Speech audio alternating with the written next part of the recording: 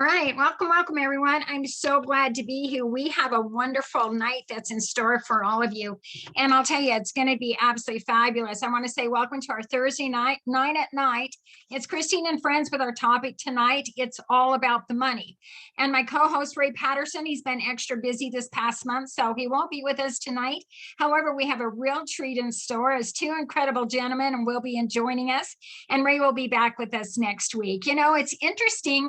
I chose that music selection to pay for the intro or to play for that intro as it's really personal. In 2008, when the crash happened, economic crash, I had my own radio show and I did that for years. My studios were in my home, so I could stay home as a single mom with my 4 children.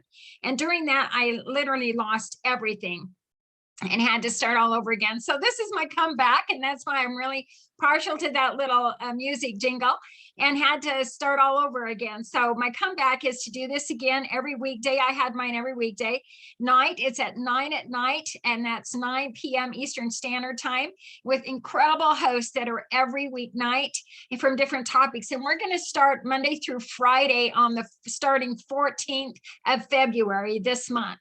So we're just going to do our Thursdays, and then on the 14th, you can come in on every weekday night. And it's pretty exciting. So right now I'm going to introduce our show sponsor, and then we'll start our program.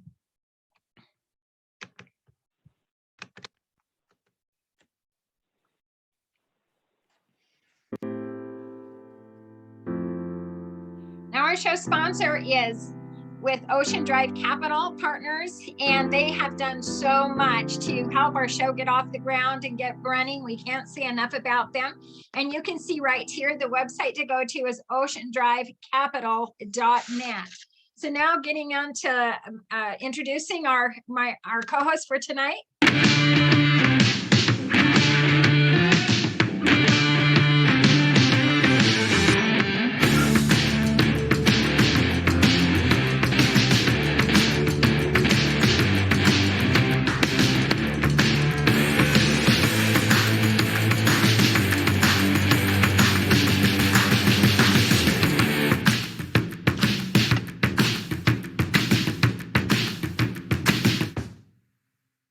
Yeah, I thought you'd like that. That was pretty cool, I thought. So anyway, it's all about making a positive difference here. So what we're going to do is we are just going to start on our co-host. And Miles Standish, I'm going to do a little intro on him, but I'll tell you, it's so incredible. He's calling from Cancun. He's not on visually, but he's on the phone. And he said, they're having a big party tonight, but I wanted to come and be with you. You know, how cool is that? And so a little bit about Miles. He has so much that he has done in this world. He is an American businessman. He's an author, rare coin expert, sports memorabilia expert, philanthropist, and he's a co-founder of Collectors Universe. He recently retired from his position as vice president of the Numismatic Guaranty Corporation, as NGC. Standish, he's one of the American numismatics most recognized graders and authenticators of the coins. And he was the first full-time coin grader at Professional Coin Grading Service. In the course of his career, Standish has graded between 8 million and 10 million coins. That's fabulous, including a number of significant rarities such as the 1913 Liberty nickels and all of the 1804 dollars. Other notable accomplishments include the creation of the first encapsulated holder housing a U.S. coin and a U.S. presidential autograph, and his planning and implementation of an innovative marketing and merchandising program to maximize the sale of the state quarters. I'm talking, this guy is so cool.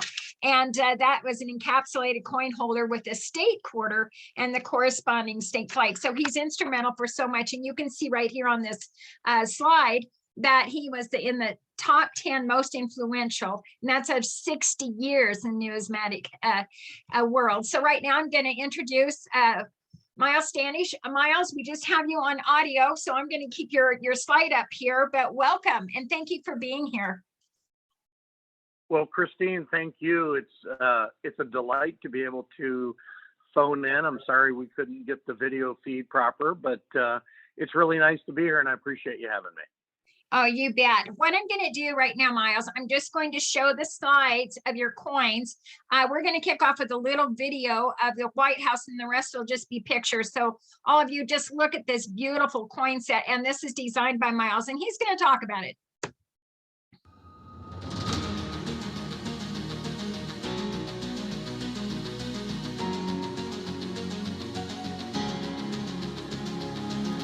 1814 is indelibly recorded into American history, with burn marks still found today in the White House.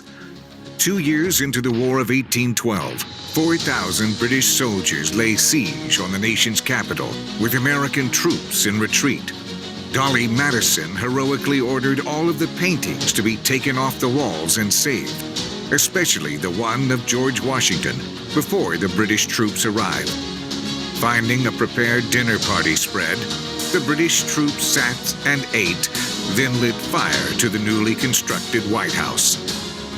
The marks of the cannons that were once rolled up on the front lawn have slowly been overtaken by images of presidents throughout history, commanding the nation from the beautiful symbol of sacrifice and freedom.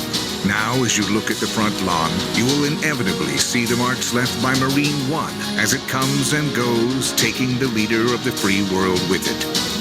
The White House has some scars, but still remarkably stands as a symbol of solidarity and strength for all to see.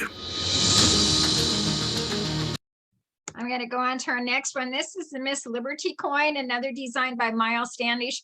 There was a mint, and I'm just going to brag a little bit about you. And then when I'm done showing these, then I'm going to bring it back to you, Miles. But there was a president of one of the mints that was on, I heard on a phone call, and he said, anything that's designed by Miles Standish is going to be worth thousands. I mean, just the reputation and respect you have.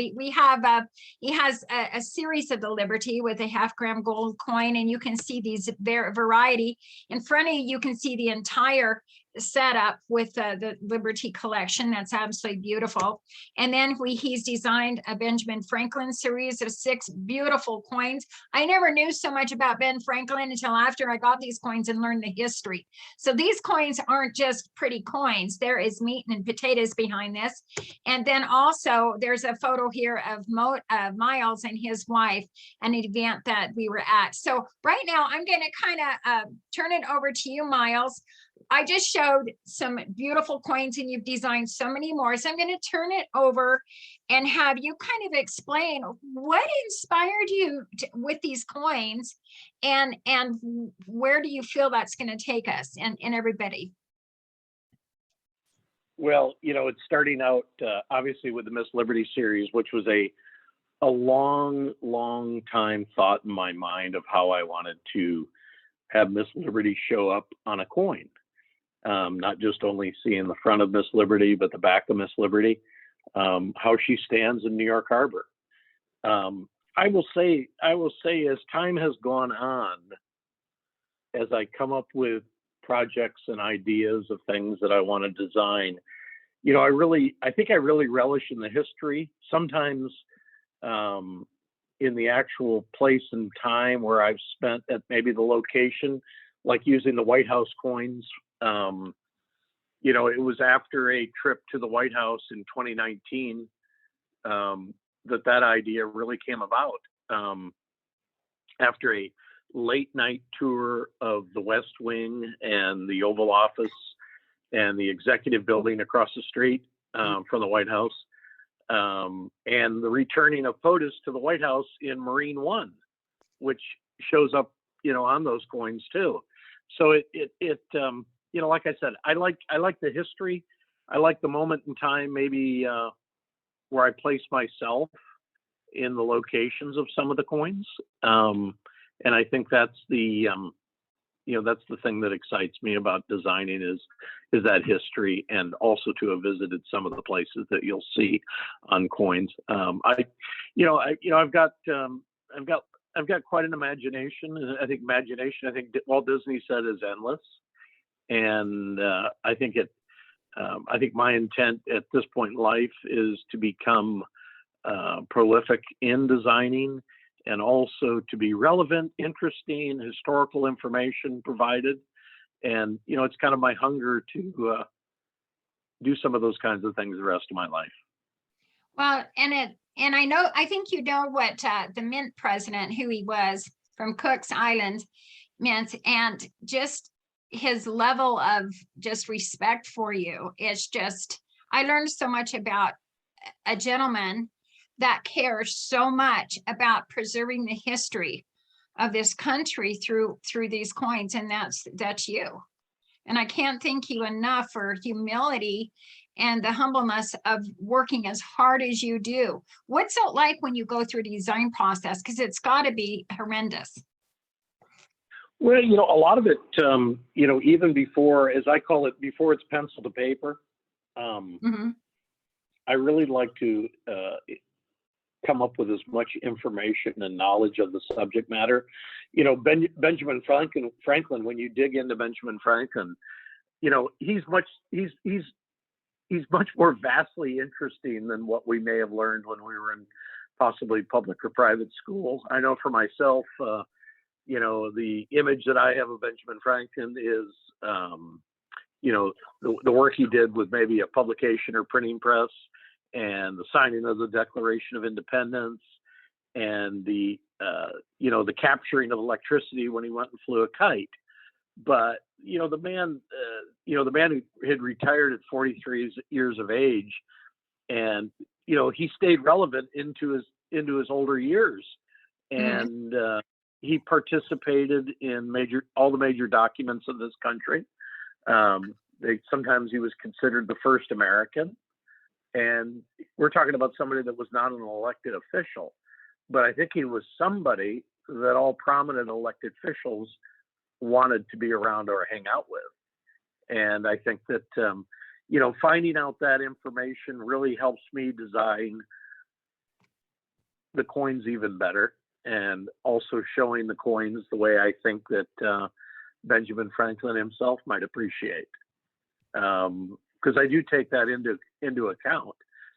How would they appreciate it looking at the coin? No different than the White House coins or the Statue of Liberty. I think that anytime anybody looks at that Statue of Liberty that came out in the 5-ounce version where there was only 911 coins, it's the kind of coin you hold in your hand, and you can be a novice interest in coin collecting, but you're going to say, wow.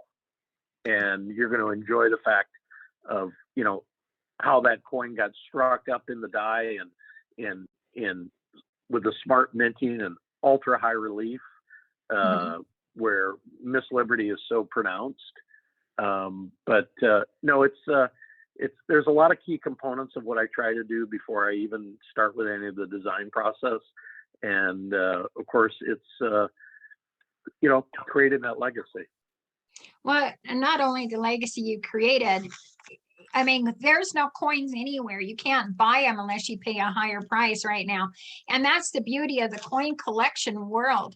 Miles, and we talked about this a little bit earlier, but when you had basically you're a young boy, and what inspired you to keep on going? And now you're so well known and have made such a large contribution. Let's talk about that. Well, it's unusual for somebody, 8, 9 years old to have an interest in something and never give it up. And I always say, I didn't get distracted. I found something that I was passionately interested in. And, throughout my teens, I maintained the interest. There was never a downtime for me that ever, slowed down or stopped my involvement with coins. After graduating from high school, signing up for college for one semester, I dropped out of college and I went to work for the National Collectors of Coin Collecting, which is the American Numismatic Association. I was 19 years old, and I was, I left home and was in the world of the coin industry. And, there's not been a waking day that I haven't been involved in coins. And, how that passion string kept together, I can't explain it, but I obviously, nailed it on the head of what I was going to do the rest of my life. And I truly enjoy it, and to this day. That is excellent. That is excellent. Real quick for our listeners, and thank you so much for being on here, and our viewers, is we're going to have time. We're going to go through a lot more you're going to learn from Miles, but we're going to have time for probably 2 questions is all, because we don't want to tie his time up. So be ready for that. I'm going to pick 2, put them in the chat so that we can ask him 2 questions. Okay. Make them really, really good. And that, but Miles, let's talk about, you have met so many celebrities in your entire life through this world of coins and creating these coins and collections, from presidents to celebrities. But and I asked you that before. Let's talk about maybe 1 or 2 of them. But what is the person that you put at the top of the list as the one that's made the most impact in your life? Boy, I'll tell you what, you gave me all day to think about that. And, I think I have so many great mentors in life. I can't name just one when it comes to mentorship. Somebody asked me today, who did you have the most fun with of famous people that you've met in your life? And, and I rattled off a few names, and I said, I had the opportunity to hang out with Milton Berle, Don Rickles, Robin Williams, some of the greatest comedians of all time at their craft. And, they were always a lot of fun. Obviously, I worked with President Ford multiple times, and I have to say, politically wise, of anybody that I worked with, I probably had more fun with him than anyone. And he was quite an impact on me because of the freeness he was about, willing to talk to me about just about any subject in life. And, to have a president say, you can ask me anything you want. And, that's a pretty unusual open door to get from, former leader of the United States. And of course, he later on opened up the next door for me when he made a call to George H.W. Bush and said, work with Miles. And, they were both gentlemen that I created a autograph and coin program encapsulated together with their authentic hand-signed autographs. But it's just, it's how you treat people, how you get, willing to pick up the phone to take the risk to rejection potentially. I've just had really good luck without having very much rejection with people that I was approaching for an opportunity. But a lot of them, I learned a lot from all of them. I can't say there's just one. I have a lot of ongoing great relationships with a lot of highly intelligent people that, I consider both mentor and friend. And, I cherish those relationships. And you are that way. You're very much what I love about all that you do, and your lovely wife too, is you guys are so genuine and really wanting to make a positive difference in the time that you're here. And that's called building a legacy. And what better yet than your most gorgeous, gorgeous coins that are all sold out. And so I really appreciate that. I have a couple of questions. Somebody, and you already answered this, but I'm going to let you just kind of single it. And that's from Tracy Hansen. She's asked, who was your favorite president and why? Or he asked. Well, I think, my favorite first president, and the reason why was I think he was just impacting, at the time and my age, and that's Ronald Reagan. And obviously, because I had such a passion for Ronald Reagan, I was roughly 16 years old when Ronald Reagan was elected president. I know exactly where I was the day he got shot. I've got to see him later in retirement. So that was always important to me on a couple of different occasions. And then, of course, later in life, my goal was to have a relationship with Michael Reagan, where Michael ended up writing the foreword for my book on American Silver Eagles. And we've had now a relationship for over a dozen years. And I've obviously, I've helped his work with coins flourish with an autograph and coin program. And, it's just something that, maybe I can look back and say, I did something nice for Ronald Reagan. I helped his son, because of, the early passion I had for how Ronald Reagan represented us and the United States. I absolutely. But I think that's, go ahead. Yeah, I was just, I did mean, I thought you were finished, but I absolutely loved Ronald Reagan. And I did meet Michael Reagan too, when I was in my radio years, and incredible gentleman too. And you, when I was talking to you the other day, you said, oh yeah, I just talked to him last night. So it's pretty cool. Okay, we're going to switch this a little bit. We've been talking about what you do, what everybody knows that you do. But let's talk about what are some of your hobbies. Do you have time to enjoy something on the side, and what is that?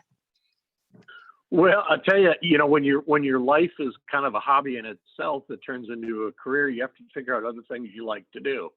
But both Andrea and I play a little bit of pickleball together. That's one of our physical activities that we both enjoy. Of course, we're very fond of the two poodles we have that are a big part of our lives. We love touring Texas. There's a lot of we're trying to make more and more time to get away to small old Western Texas towns and see. Texas has so much vintage yet to it. There's a lot of towns that are 150 years old that have been maintained and look great. They usually have a great 100-plus-year-old town center building, but we like that. And of course, I'm kind of a Texas smoking barbecue aficionado. So, I do a lot of, real wood smoked meat at home. And, I try to turn something out interesting every now and then. But, and of course, Andrea and I both like to travel. Mm-hmm. Other than COVID, there hasn't been any real international travel other than this trip here to Cancun. But I've done quite a bit of travel since 2020, actually, even during the pandemic from June on. Well, that is excellent. Now, a really quick thing, and I have a couple more questions, and we'll have to cap this off. But have you thought of doing your best barbecue cookbook? Because I actually. Here's why. I actually collect barbecue cookbooks. Oh, that's fabulous.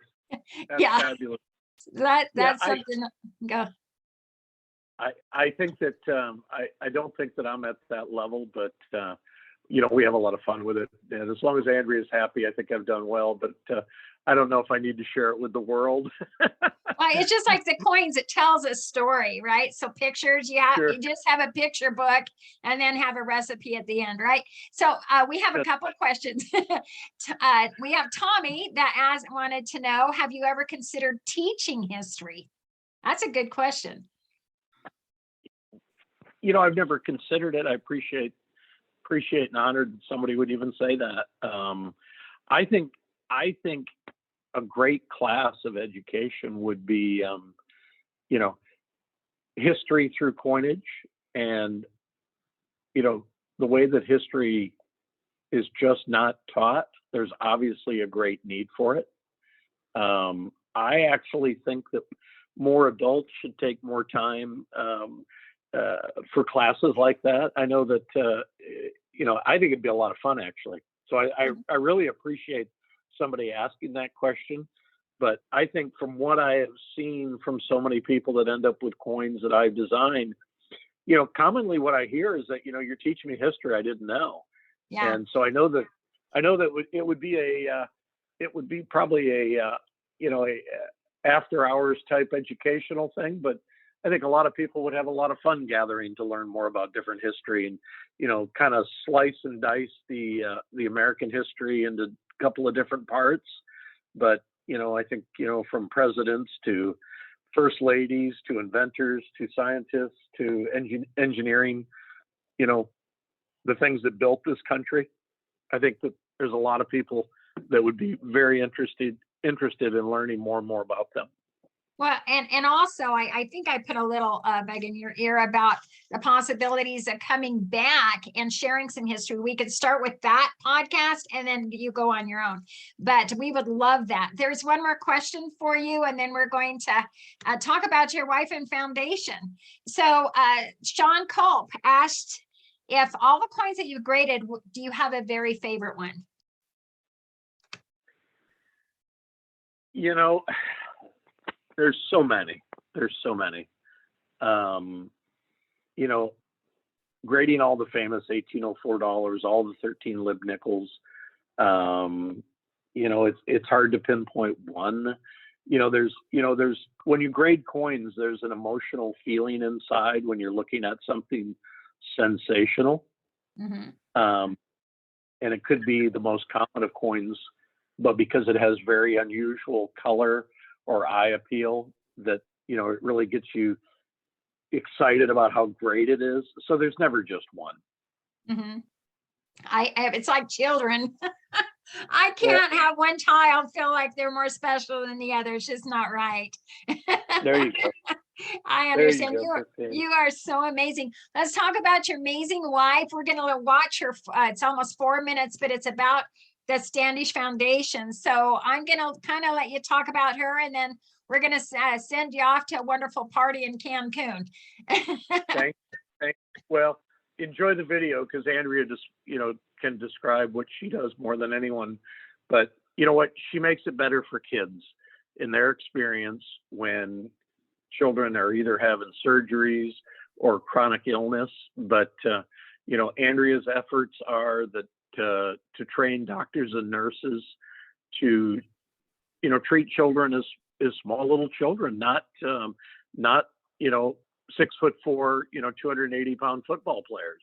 Mm-hmm. And I always say that it's about the tender, loving care of children through a hospital experience to reduce that child's anxiety and fears, is what they're really trying to accomplish, to help avoid for those kids and make that experience not a traumatic experience.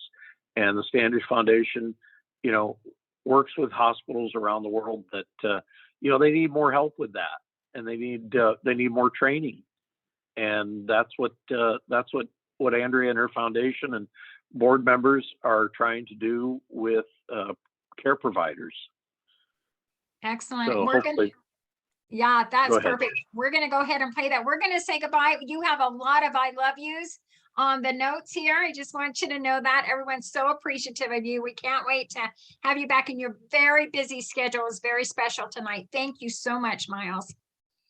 All right. Thank you, Christine, and have a fabulous day. And thank you so much for having me on. And I'm sorry we didn't have video, but it was nice, all these kind comments coming in from people. I had some wonderful slides, so we'll get it next time, okay? All right.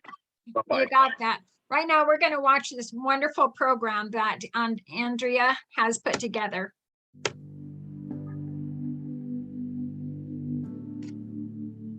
Having a child in the hospital is incredibly hard for parents and really difficult for the child too. But seeing a child smile because we were able to add a little bit of happiness and fun to their healthcare journey is an amazing feeling. In fact, it's our passion. Working in the U.S. and overseas, I was sad to see that healthcare-related pain and suffering is universal. So, in 2010, Standish Foundation for Children began work to transform the healthcare experience for children. Today, we work to create new ways to help children and their families make the best of a tough situation. Our caring and dedicated team is volunteer-led and made up of patients and parents, as well as professionals who are clinicians, educators, and advocates. Our team members have devoted their lives to helping children and are experts in addressing the psychosocial needs of patients and their families. Together with healthcare providers and donors, we work to make the healing process more hopeful and happy. Our team collaborates with children's hospitals, clinics, and nonprofit organizations in the U.S. and around the world. We also support hospitalized children of U.S. military personnel. We guide in the education of staff and parents, teach child advocacy, offer psychosocial support, and give financial assistance to make the child's healthcare experience as positive as possible. As healthcare technology continues to evolve, it's important to remember to embrace our common humanity. Fear is present for well checks, emergency room visits, as well as complex care involving surgery, chemotherapy, or organ transplantation. These procedures are scary, and we believe that no child should have to be afraid to go to the hospital or to the doctor's office. We know the research and strategies to minimize pain and suffering, and we know healthcare and healing can be positive. In fact, when children experience healthcare in a positive way, it contributes to their physical and emotional well-being, helping them reach their full potential. We are honored to have donated over $200,000 in hundreds of volunteer hours to support 40 hospitals and clinics in the U.S. and overseas. Annually, our programs impact over 500,000 children. We need your help. We need your help. Now we need your help. We need your help.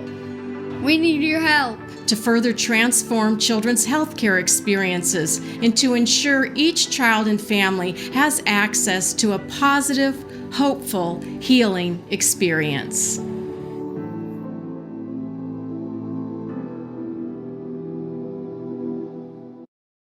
Excellent. That's the Standish Foundation, and just go to standishfoundation.org and you'll be able to even get the book that Michael Miles Standish wrote about coins right there, and you'll be also donating to the foundation. So that's a great cause. Now we have our next guest. He's very incredible. He fits right in this title of It's All About the Money. His last name, I've been practicing for a week on it, make sure I say it right. But I want to introduce Chris LeCheminant and tell you a little bit about him. In April of 2005, he joined the Professional Education Institute as a professional coach for Rich Dad licensed accounts of Choose to Be Rich, Rich Dad Real Estate, Rich Dad Franchise, and Rich Dad Entrepreneur. He also coached the Jack Canfield Success Principles in addition to other programs the company offered. And Chris has one of the highest client retention rates in the company. He's coached thousands of clients from over 100 countries around the world to success and personal discovery. And in 2006, he founded DTE Consulting and Desert Toad Expedition. So we're going to hear about some exciting things and was established to provide the independent consulting and coaching programs that combine all the experience and resources available through experience as well as active research and study to business owners and individuals desiring business and personal improvement. So his most powerful program is the 12 Steps to Freedom and a Life Well Lived. And so it's designed to create crystal clear clarity so each client can follow a customized plan full of purpose and full of passion.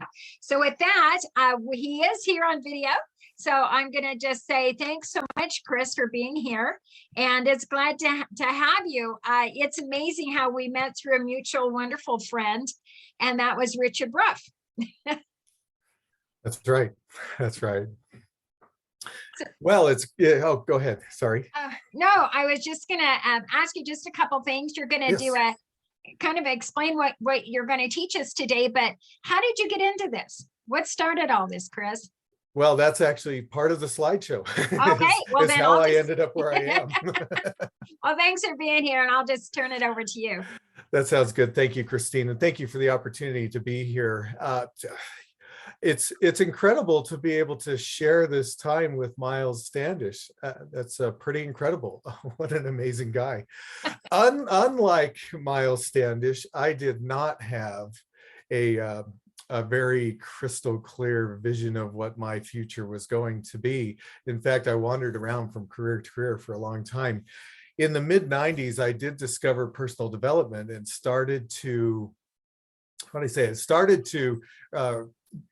I started my education all over again because I graduated with a degree and then did what a lot of people do, never pick up a book until a few years later. And in the process of doing that, I started to get more and more interested in what successful people were doing. And I joined it was called the Peak Performers Network in Salt Lake City, Utah. They only lasted a few years, but during that time, I had the opportunity to go hear Brian Tracy. And usually anybody who has done any kind of personal development study will end up hearing at least about Brian Tracy. He's wrote a number of books. But anyway, when he did his presentation, he said something right at the very beginning that I've never forgotten. He said, "You are only as free as your options." And so at that point, I started to consider, well, what are my options? And I really only had one. It was, well, just be the best employee I can be. And then I started to study more and more and more. And I read a book one time called Your Money or Your Life. And it was calling out the change we made from the industrial age to the information age, and that our school systems haven't even caught up with that. And so I started thinking about that. This industrial age education is not working anymore as I move from career to career to career, wondering what's going wrong. Realizing later that really what happens in the education system is everybody's trained to be a good employee. And then just the other day, as I was rereading a book called Tribal Leadership, I found this quote, and I'd like to share it with you. In the industrial age, children's welfare and child labor practices became the issue of the age. The solution was to train a new generation of workers by teaching them inside a system that looked a lot like a factory. In school, the bell rings, go to class. Bell rings, recess. Bell rings, go back to class. Bell rings, eat lunch. Bell rings, go home. At school, children with the right answers get a gold star, then an A. A star pupil is the one who does the homework and has the right answers. This new system undid the classical liberal education, which said that the value was in a well-designed question. And this shift in focus made the worker exploitable, often consigning him to, in the tribal leadership vernacular, a "my life sucks" career. Okay, so I'm learning this, and I'm going, what is going wrong here? Why, the career path that my dad has was he started teaching as an elementary teacher in the California school system, did that his entire life and retired that way. It wasn't working for me. And I just didn't know why until I read Rich Dad, Poor Dad. And then I read something called the Cash Flow Quadrant. And just because we don't have a ton of time, I'm going to tell you about the Cash Flow Quadrant briefly. I always thought that the only choice I really had was to be an employee, hence that training we get from the school system that, in my opinion, hasn't changed very much at all. But Robert Kiyosaki started, he taught that there are actually 4 choices that we could have. One is to be an employee. Another is to be self-employed. A third one is to be a business owner. And the fourth one is to be an investor. And if you look at those from the, I'll call it the motivational point of view, usually someone chooses the E Quadrant because they're looking for job security. Usually someone chooses the S Quadrant if they're looking for independence from a boss, typically. In the B Quadrant, it's somebody who's great at creation. And then in the I Quadrant, it's somebody who recognizes the value of passive income. I'm actually in all 4 quadrants now. The E Quadrant as a rich dad coach. Ironically enough, it's an employment situation, but I do a little bit with them. I'm in the S Quadrant as a consultant and do a lot of work there. I'm in the B Quadrant right now in a startup. Interestingly enough, it's in the medical field. So as I listen to Miles Standish's wife's presentation, I'm going, ooh, I want to know more about this for that industry. And I'm also in the I Quadrant with real estate investments, but interestingly enough as well, in 2008, I became very interested in precious metals. So hearing all about precious metals is near and dear to me as well. So with this in mind, we can see that if we are only as free as our options, it would make sense to create as many options as you possibly can. And so I love this idea that we can be in more than just the E Quadrant, hoping that our employer will be good to us. And when I look at that term that people are seeking, job security, I personally believe the E Quadrant is one of the least secure places you can be.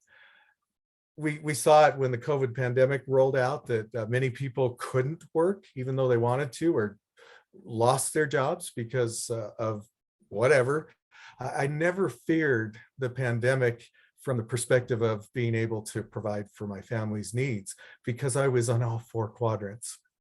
Well, I think it's a good idea to consider escaping the E Quadrant. Now, if we think about escaping the E Quadrant, what does that look like? I would suggest that this is the path that most people would probably take. Now, it is possible that you could be in the E Quadrant and then become a very good investor in the I Quadrant. That's very, very possible. But what I think is really the most common and best way to move out of the E Quadrant is look at something in the S Quadrant. Start a small business. We often call them today the side gigs. Robert Kiyosaki, the author of Rich Dad Poor Dad, he will often cite network marketing as a great way to go, because most of the systems and the complicated stuff that goes into building a business are actually taken care of by the sponsoring company and those you sign up with. In the B Quadrant, this is where you don't have to work in the business, but the business pays you. It's business ownership. The official Rich Dad definition is it's a company that has 500 or more employees. Often in my coaching, I would use I called it the underground definition, or the alternate Rich Dad definition, and that's any business you own that provides you passive income. You earn it whether you're there or not. And I don't have to have 500 employees to enjoy the checks that come from business ownership. So I think most people probably wouldn't. And then as you develop more and more income, instead of just spending everything you make so you can look good, look at it at putting some of that wealth into the I Quadrant in the form of, I'll call it this, protecting my purchasing power through precious metals, as well as if you wanted real estate or other types of investments. The thing is you don't invest in something you aren't familiar with. Get educated first. And this all sounds good, right? But here's the thing about the E Quadrant. If you aren't already thinking, I need to make that move, if you're still in the E Quadrant, there's one thing that I have been talking about for years that is now something that people are starting to pay more attention to, and that's the Specter of Inflation. Think about it this way. I've been watching really the monetary system and what our central banks do. Our central bank in the United States is the Federal Reserve, and how they deal with monetary policy. And the goal of the Federal Reserve has been, at least since I've been watching around the 2008 period, is inflation rate of about 2%. And I have to tell you this, what that says to me is they only want to take 2% of my purchasing power every year. That's 2% more than I'd rather have them take from me, because your purchasing power is diminished when inflation is happening. So anyway, here's the thing. If we're looking at today, when this is being recorded, the inflation rate is almost 8%. And if you were to dig into inflation a little bit more, you'd realize that really isn't real inflation, that it's a manufactured inflation. One of the former Rich Dad advisors, Mike Maloney, he calls it the CPI instead of the CPI, the Consumer Price Index. And so even that is around 8%. And the question is, if you're an employee, can you keep up with inflation? This means that you have to be granted from your employer a raise of at least 8% per year just to keep up. So if you're in the S Quadrant and you are a business owner, and yeah, you're working the business, you can raise your rates. You could. You have some control. If you're in the B and the I quadrants, there's a lot you can do there. My real estate investments, as I see the level of real estate prices rise and rents rising with it, I get the opportunity to raise those rents. So I'm not as affected as much when I'm in the other quadrants besides the E Quadrant. So that alone, right now in today's world, I would say should be motivation enough to have you seriously consider moving out of the E Quadrant if that's where you are. If that's your only option, is the E Quadrant. You want freedom? Get into some other quadrants as well. So what can you do now? What do we do now? Okay, Chris, I get it. I need to move out of the E Quadrant. What do I do? I would recommend that you get educated. So if I were to just lean to this side, this picture that you're seeing is what's right behind me. It's one of my 5 bookcases. And this just happens to be 2 of the shelves that are focused on, all the rich dad information, as well as a lot of information on monetary policy, because I want to be protected as these changes come down to us. And watching what happens with monetary policy is a very helpful way to do that. And as you start getting educated, you'll start to get a sense of, well, where can I go with this? And it could be in the S quadrant, it could be in the B quadrant, should be at some point in the I quadrant. Study the kinds of investments that make sense to you. And keep in mind too, that when we talk about investments in, I'll call it the rich dad world, in the rich dad world, the stock market is just one possible investment. There's real estate, there's business ownership, and there's precious metals and commodities. So there's really 4 choices there as well. And then I would recommend to you that you make a plan to exit the E quadrant and develop more options.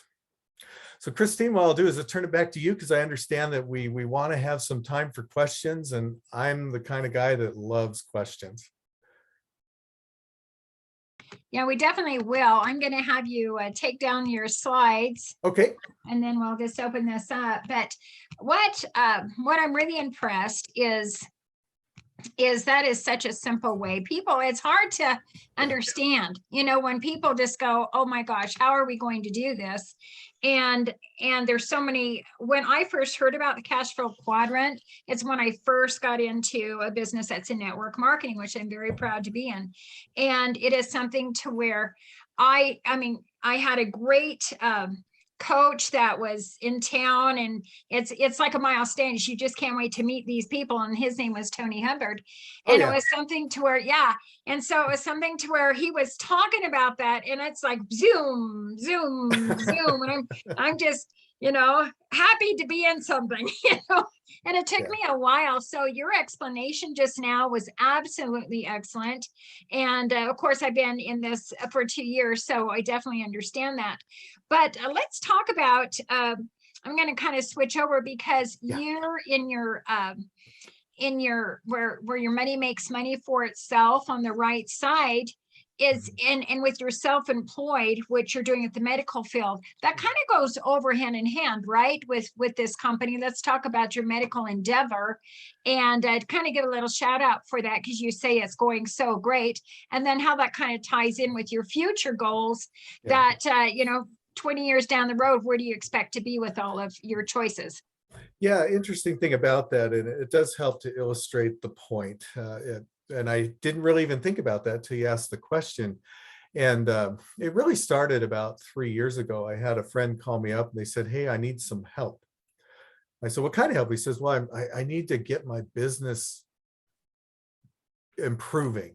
I said, let's meet. And so we're talking, and we're talking about his business. And he says, and I got to figure out a way to pay you. And I just said, don't worry about it. He goes, what do you mean don't worry about it? I said, don't worry about it. It's okay. I'm just happy to help. I really am. I'm happy to help. And we were meeting for about a year on and off. And every once in a while, he'd bring it back up.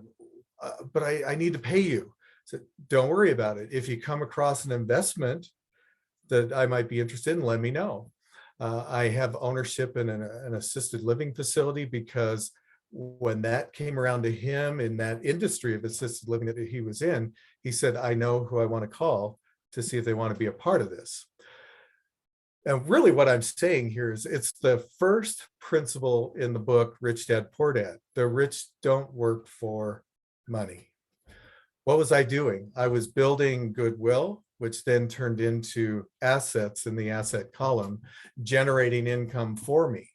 And even to this day, this medical endeavor that I'm in the middle of, I've hardly made any money in that, because I'm not looking for, give me a paycheck, give me a paycheck, give me a paycheck. It's what's my ownership percentage in this one? So it's about filling the asset column. And hopefully that everybody understands what I mean by that. You have assets and you have liabilities. Assets put money in your pocket, liabilities take money out of your pocket. And I avoid the liabilities and just keep adding assets to the asset column. The more you have, the less you need to go to work, right? And by the way, a shout out for network marketing, even that official Rich Dad definition of 500 or more employees, that's actually very possible in network marketing. Yeah. I don't even like the word recruit, because it's really people who are interested in what you have and they want to tell others about what you have as well. And it's just simply, when you got 500 people who are doing that with you, you have a B Quadrant business in the Rich Dad sense. So that's pretty cool too.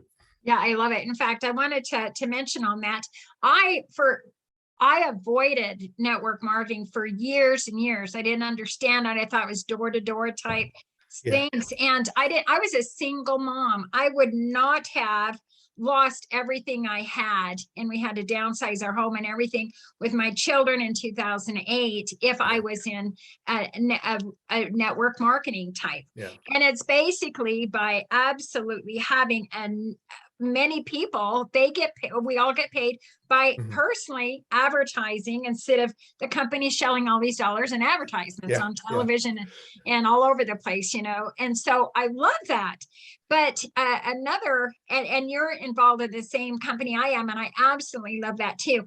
I'm going to give a little plug on my book. Hey, there we go. Yes. Because I went to a business. I've been always involved with chamber businesses and everything. And traditional businesses, they just kind of shy away from, like I did. Okay. I was on radio. I had energy, and anybody with health products or anything, they thought, oh, we'll get her in and she'll make me look good. And I had a lot of that. So I never had to buy a piece of product during my shows. I never had to buy hair, face care, anything. And it kind of spoiled me. But I was just at a chamber, great big business chamber meeting a few days ago. It was packed. And I was never so proud in my life to say I am in network marketing, especially since the COVID. Right. And we're not supposed to point those out, but you're in this too. So I'm just doing my quick plug. It's called Newbie 101, and it's backwards when I show it on the screen, but it's network marketing inside out, because you talked about inside out, and it's been the hardest thing I've ever done, and it is the most incredible thing I've ever done. And hard because when you get rejections and when you doubt yourself and all these other things. So this book is for anyone who's never been in it. And if anyone has any questions of people, that bad word, they say Ponzi scheme, or I researched so much. I have a really awesome proof that it is not that. Okay. And that's why this book is, you have this book and you show, see it says in here. Yes. But I also have so much in here for those that doubt. It's self-development, just like what you do. Yeah, it's so good. It's so good. The better we get and the more people we serve, the more successful we can become. And I laughed out loud when you said Ponzi scheme, because the ultimate Ponzi scheme, well, it's the government, but the other ultimate Ponzi scheme is corporate America. High paid CEO and all the people doing the work underneath. And network marketing flips that around and says, no, you do the work, you get paid a lot. You get paid a lot. And it really is one of the great answers to this dilemma of, how do I get out of the E Quadrant? Well, I'll tell you, Chris, we're definitely going to have you back. In fact, we're going to do a network marketing night of business experts on Monday nights. And we're going to get the details, but we start the Monday nights on the 14th of February. That's Valentine's Day. What better day to kick it off, right? So yeah, you'll have to take your wife and say, just a minute, honey, and make up for it, right? But I sure appreciate you so much, Chris. Yeah. I cannot say enough. I am looking, if you have any questions for Chris, we're going to have him back. He'll be on a Monday night. And absolutely, anything else? You've had some wonderful kudos. They say everybody loves your information. It's very diversified, and they love your presentation. So lots of kudos. So I should appreciate you guys. And it was very helpful. Catherine Fieri mentioned it was helpful and informational. Oh, that was about my book. That too. You Yeah. too. I gotta read that. Thanks, guys. It's all good. It's all good. But Chris, thank you so much. We're gonna kind of close this out a little bit. I'm gonna talk a little bit about some things, but I just loved meeting you. And Richard Ruff is gonna be on Monday nights too, and you guys will be working kind of together off and on. So thank you so much. You're just You are absolutely welcome. It was great to excellent. be here, and thank you everybody for taking the time to listen. It's been awesome. You bet. We're gonna go on. That's Chris LeCheminant. And we're going to move forward here. So you can see he's done quite a bit and is here to help many, many people. So thank you so much, Chris. Sure appreciate you. So moving on, we have our sponsor for this show. And I'm so happy and proud to have them. It's oceandrivecapital.net. And that's the website is oceandrivecapital.net. I just said that. And it's all about the money. And we sure appreciate Ray Patterson, and he does a great job. Just a little plug on my book, just so you have it. It is on Amazon. I do have a website called christinecampbell.world. Now, I know many of you had a little problem on 9atnight.com on getting on the Zoom. That will be fixed. I apologize immensely about that. So very sorry about that.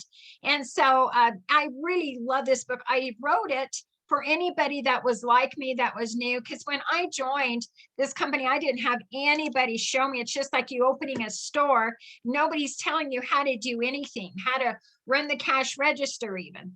And I made so many mistakes. And I cannot say enough that I was pouring my heart into this for anybody else out there that could use it. And if anyone needs a restart that's been in it, I really talk a lot about personal affirmations. I cannot say enough about how important affirmations are, and your morning routine, just your day routine. And I kind of share a lot of personal stories too in here about why my why is so huge.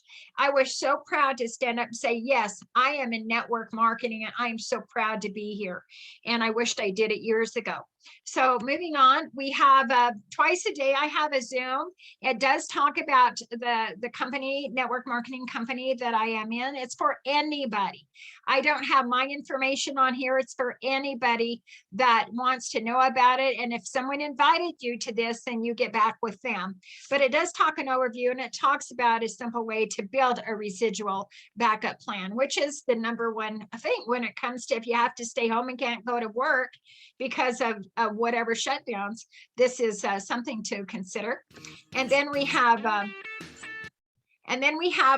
co-host next week will be on. He's going to be back every week. I'm really glad to announce that. He's had a couple months of busyness, and that's Mr. Ray Patterson. He is a chief financial analyst, and he'll be on Thursday nights. It's all about the money. I do want to talk about It's All About the Money for a minute, because that's his book.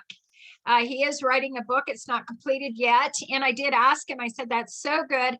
I want to get back to radio, which is now podcast. And I said, let me go ahead and make sure that I can promote your book and get me back to radio too. So I did the 9 at Night thing. And then I just did what we could to promote him first before I get all the other nights filled up. And so I'm so excited to get all that done, but we'll be having Ray back next week. And just want to kind of conclude.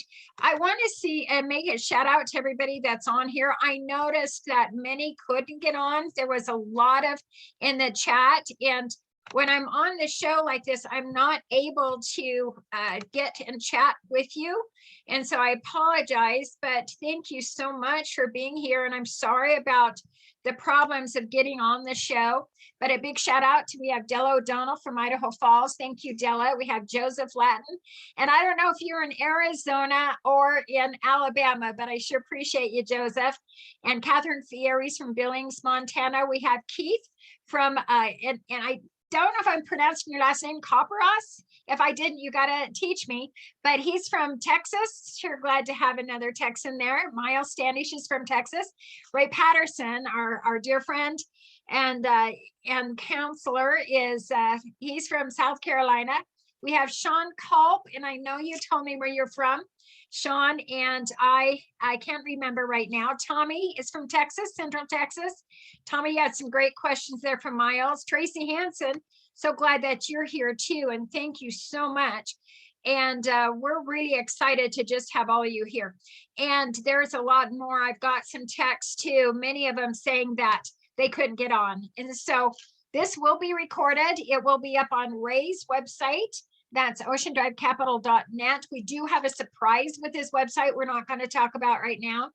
And then also it will be on 9atNight, so you can get the recording for tonight. Okay, so definitely stay tuned with us for next Thursday night. And then after that, Monday, every night from a weekday night, you're going to have a lot of fun. And each of the nights are going to be about, we have entertainment, we have business networking, we have, it's all about the drive, those in racing, we have all about travel. And of course, it's all about the money. So it's going to be pretty exciting. So I want to say thanks so much. And we're going to just say you guys are great and you have an incredible night.